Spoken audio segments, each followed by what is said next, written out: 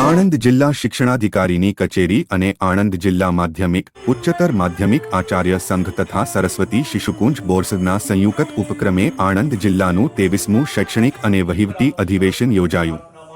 આ અધિવેશનમાં કામિનીબેન ત્રિવેદી, આણંદ જિલ્લા શિક્ષણાધિકારી, નિલેશભાઈ પટેલ, પ્રમુખ, જીતેન્દ્રકુમાર પટેલ, મહામંત્રી, રશ્મિકાંત પંડ્યા, અધ્યક્ષ, ડોક્ટર નંદિતાબેન શુકલ, મહિલા સંગઠન સભ્ય, કેતનભાઈ પટેલ, કાર્યાલય મંત્રી તથા આણંદ જિલ્લા માધ્યમિક અને ઉચ્ચતર માધ્યમિક આચાર્ય સંઘ તથા તમામ હોદ્દેદાર, સંસદ સભ્ય, કારોબારી સભ્ય તેમજ તમામ આચાર્યની ઉપસ્થિતિમાં બોરસદની સરસ્વતી શિશુકુંજ ખાતે યોજવામાં આવ્યું શૈક્ષણિક અને વહીવટી અધિવેશન।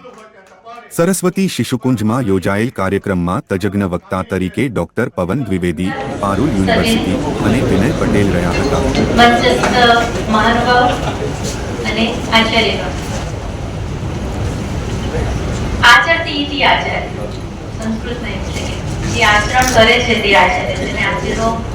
આચાર્યનો સહકાર આપ્યો।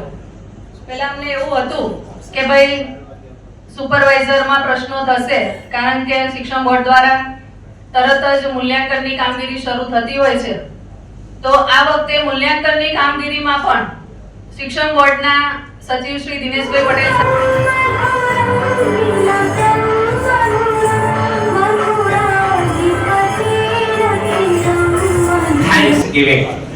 मैं चाहता हूँ जोरदार तालियां जितेंद्र सर के लिए।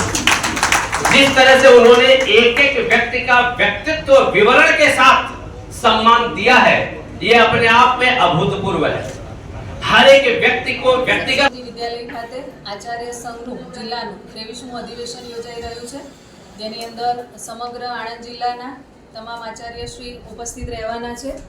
અને આ આચાર્ય સંઘનો અધિવેશનનો મુખ્ય ઉદ્દેશ આવનારા વર્ષ માટે આચાર્યશ્રીને તમામ માહિતી આપવી, સાથે સાથે એ લોકોનો પોતાનો વિકાસ થાય, શાળાનો વિકાસ કરી શકે અને શાળામાં નવા આયામો જે સરકારશ્રી દ્વારા આપવામાં આવે છે તેનો પણ ખૂબ સારી રીતે એ લોકો ઇમ્પ્લિમેન્ટેશન કરી શકે તે હોય છે। સાથે સાથે ગ્રાન્ટેડ શાળાઓની અંદર બાળકોની સંખ્યા જળવાઈ રહે, બાળકોનું પરિણામ ઊંચું આવે તે માટે પારુલ યુનિવર્સિટીમાંથી ડૉક્ટર પવનભાઈ દ્વિવેદી તેમને પણ બોલાવવામાં આવ્યા છે। તે મેનેજમેન્ટ અંગે પણ તેમને માર્ગદર્શન આપવાના છે અને એનઈપી અંતર્ગત પણ આચાર્યશ્રીને આ બાબતે માહિતગાર કરવાના છે। આભાર।